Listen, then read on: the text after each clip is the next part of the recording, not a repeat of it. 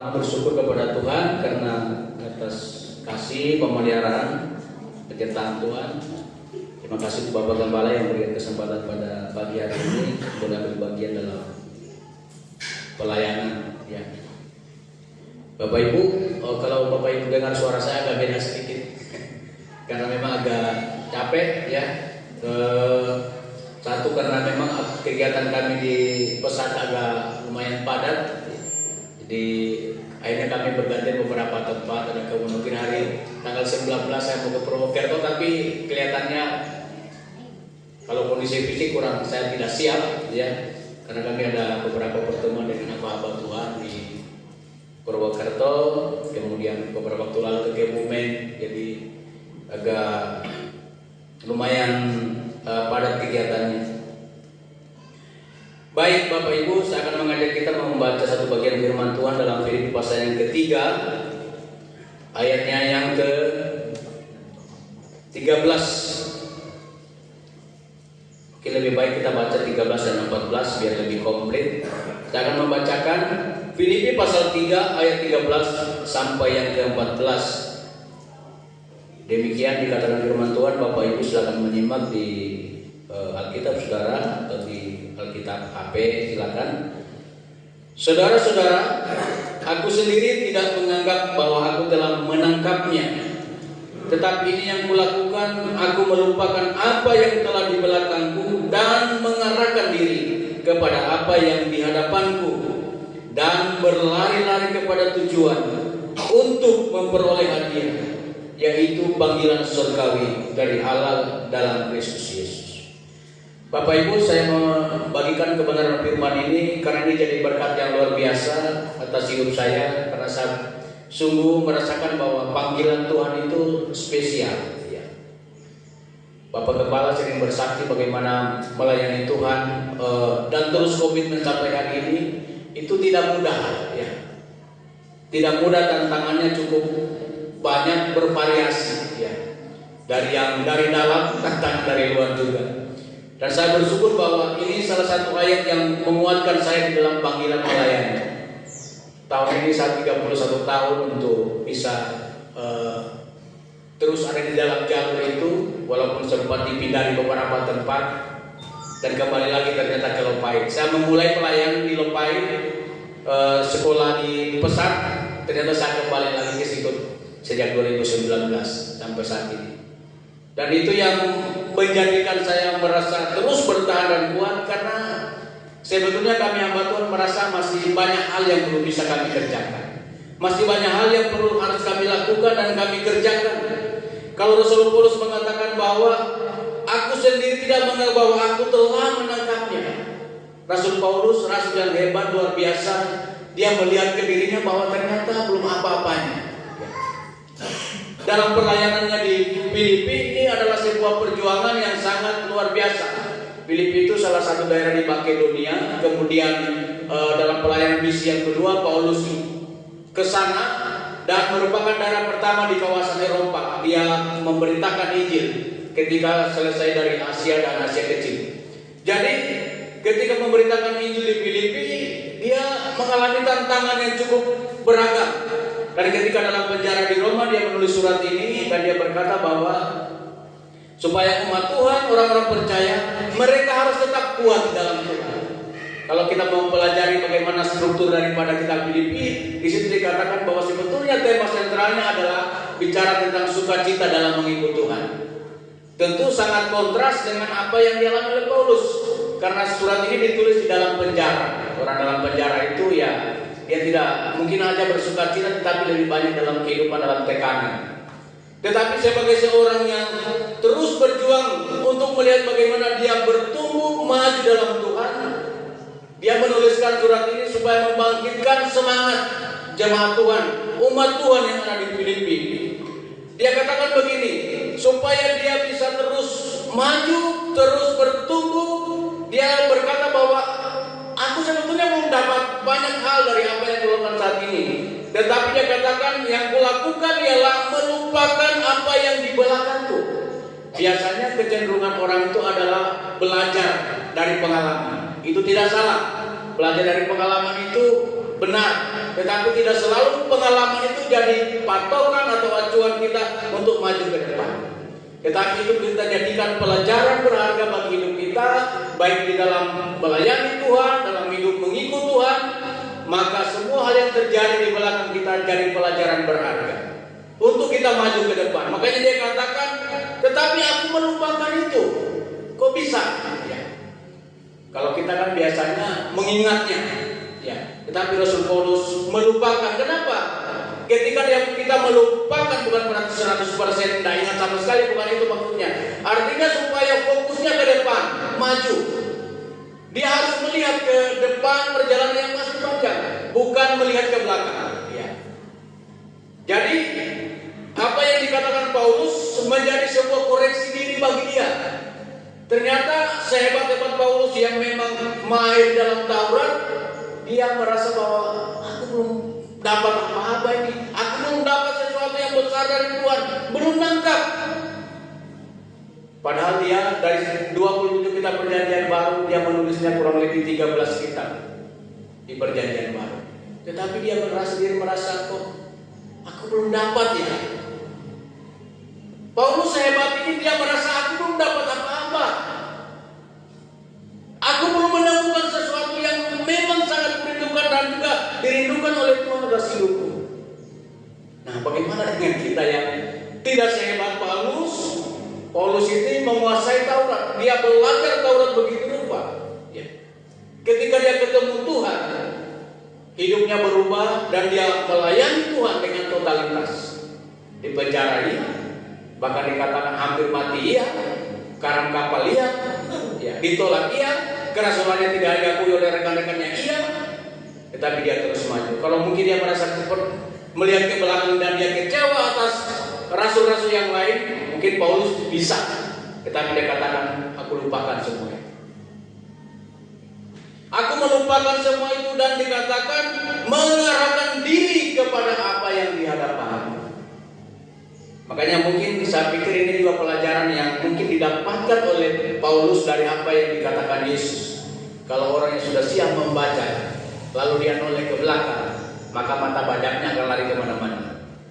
Kalau Bapak Ibu melihat seorang petani yang sedang membajak sawah, pasti dia akan selalu melihat ke depan atau melihat ke depan bagian daripada mata bajak itu. Kalau enggak, mata bajaknya bisa tidak lurus. Ya, waktu kecil saya, ya karena bapak saya itu petani, jadi kalau membajak sawah itu mesti harus pegang kuat-kuat mata bajaknya. Sapinya ke depan, lalu kita mesti megang kuat supaya mata bajak itu betul-betul tidak ada tanah yang tidak kena mata bajak. Jadi kalau yang ke belakang ya akan sulit, ya bisa-bisa pematang sawah malah kepotong karena sapinya akan jalan terus. Ya. Tetapi orang yang mau mengikut Tuhan, dia harus terus lihat di depan. Bahkan bukan hanya melihat ke depan, Rasul Paulus katakan, aku berlari-lari kepada tujuan itu. Ini yang membuat saya bersemangat. Jadi udah melupakan yang di belakang, mengarahkan mata ke depan, berlari lagi. Orang berlari itu tidak santai.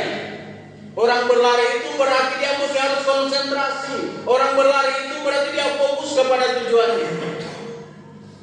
Bapak Ibu Saudara yang dikasihi Tuhan, kalau Paulus saja sekali ini dia sangat konsisten, sangat kuat dengan panggilan Tuhan, dia pasti katakan aku mau terus berlari. Terus berlari. Aku udah tahu fokus ke depan, tetapi aku akan terus berlari. Nah, kita yang seperti ini, apakah kita akan santai? Saya sungguh bersyukur setiap kali Bapak Gembala menyampaikan firman, itu selalu memotivasi kita untuk bergerak maju. Selalu memotivasi kita untuk terus bergerak maju. Dan ini menjadi sebuah kerinduan setiap orang percaya, supaya dari waktu ke waktu harus mengalami pertumbuhan di dalam pengenalan akan Tuhan. Dikatakan Paulus berlari kepada tujuan. Bahkan dia katakan, karena di akhir tujuan itu kita akan memperoleh hati. Waktu saya kecil sekolah minggu, saya masih ingat, kalau kita belajar dari teman-teman gereja tetangga kita di gereja Masih Advent hari ke-7, Dulu waktu saya kecil sempat sekolah minggu di Advent ya. Jadi biasanya kita sering diarahkan kalau belajar tentang dunia baru, tentang sesuatu tempat yang nanti di kemudian hari kita hidupi, langit baru dan bumi yang baru. Ya. Dulu sempat saya ikut sekolah minggu, mungkin sekitar setahun lah. Saya masih sangat kecil, mungkin kelas 1 atau kelas 2 SD lah. Ya, sempat saya ikut sekolah minggu di gereja Advent. Dan dikatakan bahwa Rasul katakan berlari kepada tujuan untuk memperoleh hadiah. Saya pikir bahwa Tuhan menjanjikan kepada kita itu bukan hanya sekedar percaya kepada Dia, mengikut Dia, tetapi ada akhir daripada tujuan perjalanan hidup kita, yaitu kalau dikatakan Paulus di sini, yaitu panggilan surgawi. Akhir dari hidup kita adalah suatu saat kelak nanti kita akan ketemu Tuhan. Suatu waktu nanti kita akan jumpa Tuhan. Suatu waktu nanti kita akan bertemu muka dengan Tuhan. Saya cuma membayangkan situasi itu begitu indah dan luar biasa. Tuhan yang selama ini kita puji, kita sembah, hanya kita lihat di dalam bayangan kita. Tetapi suatu saat kelak kita akan ketemu Dia. Saya mungkin akan ketemu dengan Bapak, Ibu, dengan saudara di sana. Dan itu yang menjadikan Paulus terus bersemangat berlari kepada tujuan untuk menemukan dan mendapatkan tempat itu. Saya tidak berbicara tentang akhir zaman itu seperti apa modelnya, karena gereja pun pandangannya macam-macam. Kristus datang sebelum kerajaan 1000 tahun, Kristus datang sesudah kerajaan 1000 tahun. Itu kita tidak melihat, tapi yang saya inginkan kita renungkan pada pagi hari ini adalah Tuhan tidak membuat kita mengikut Dia dengan begitu sungguh-sungguh lalu ujungnya tidak ada. Tuhan mau ada ujung daripada perjalanan hidup kita. Alkitab katakan kita akan memerintah bersama-sama dengan Dia.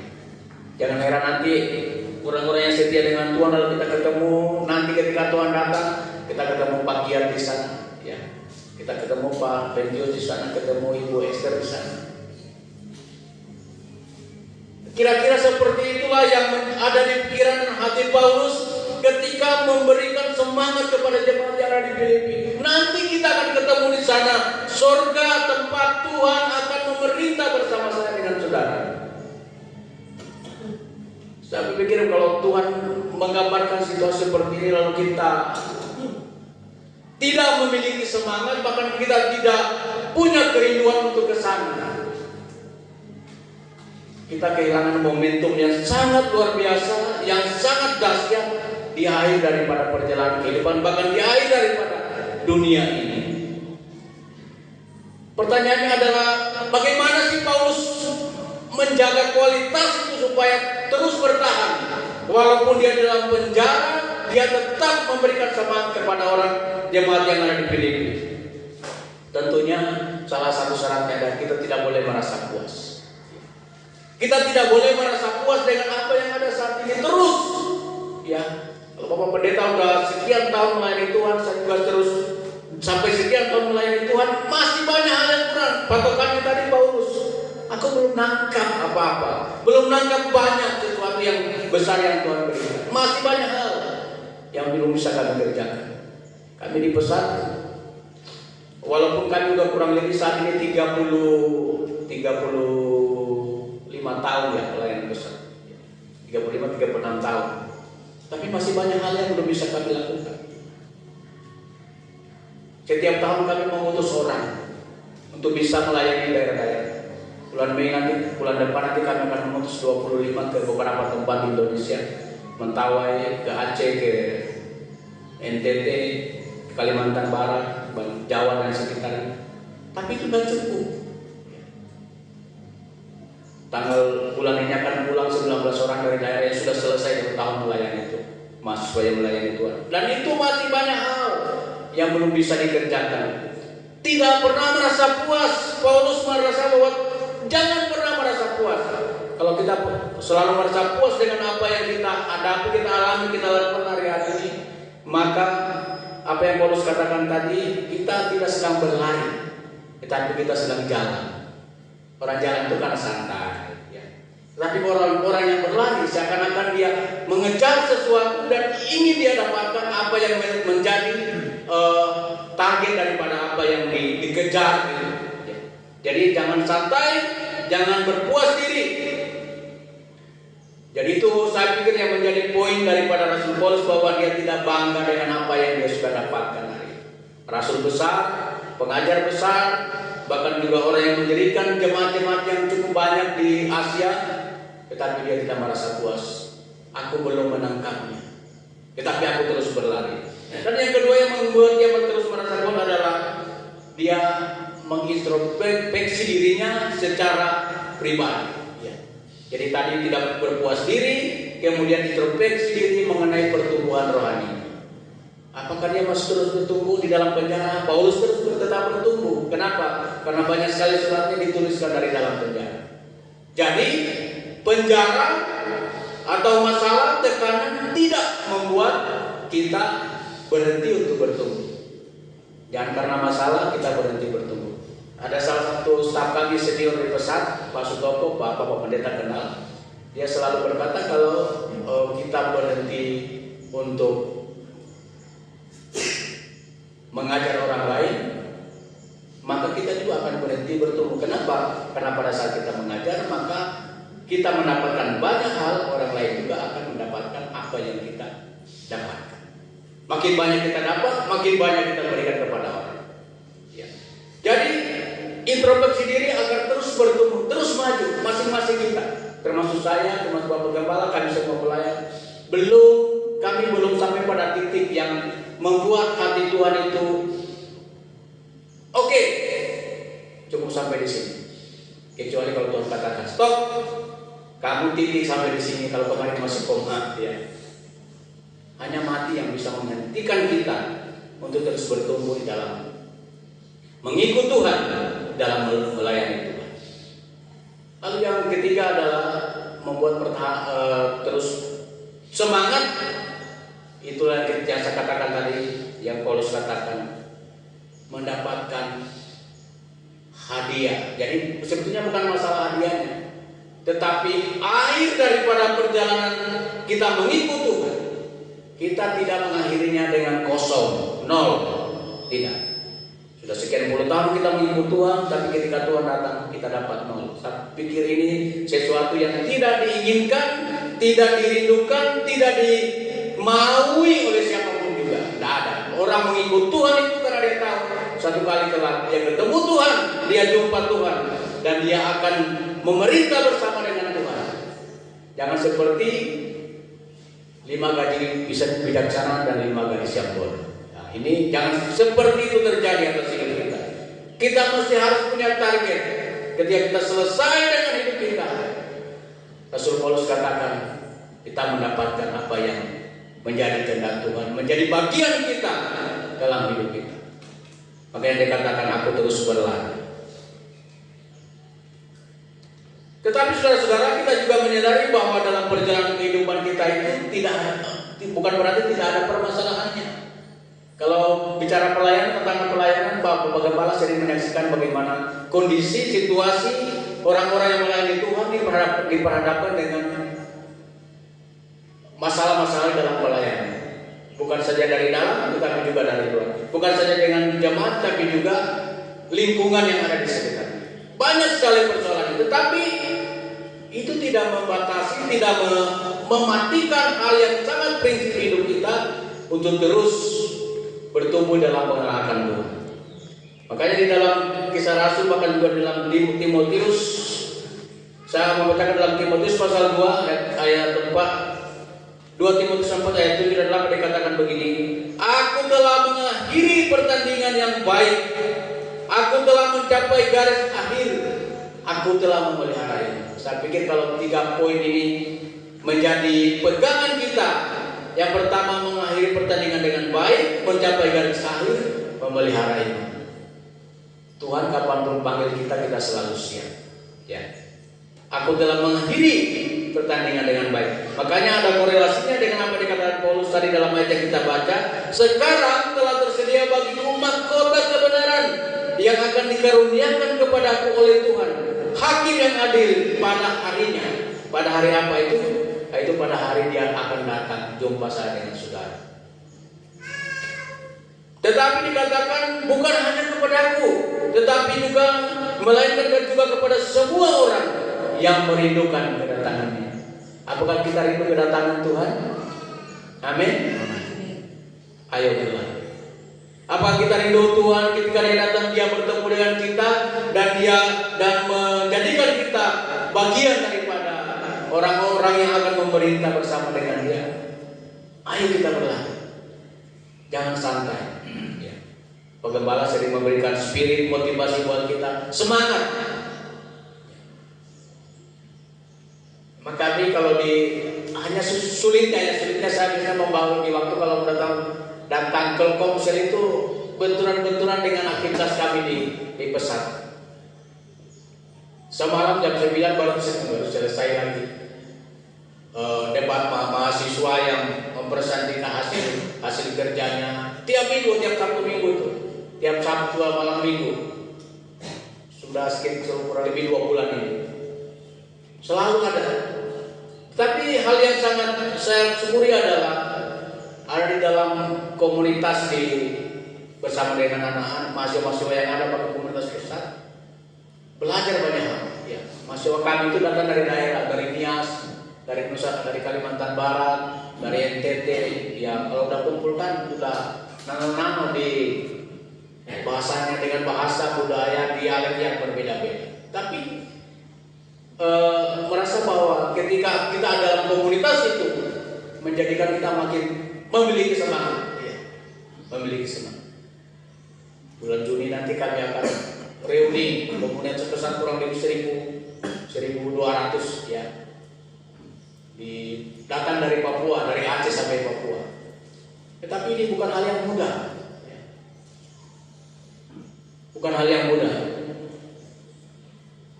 Tapi yang lebih penting daripada itu sebetulnya bukan masalah pertemuan, tapi bagaimana konsistensi di dalam mengikuti, menjalani panggilan yang Tuhan berikan atas kehidupan setiap orang. Itu yang lebih penting.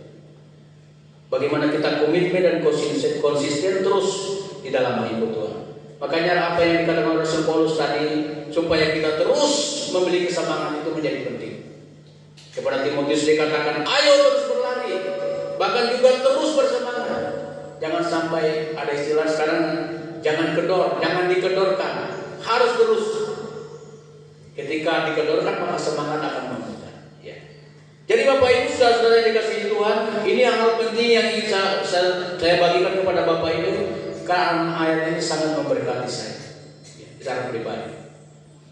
Kalau saya mereview panggilan pelayanan Tuhan itu tidak pernah meninggalkan.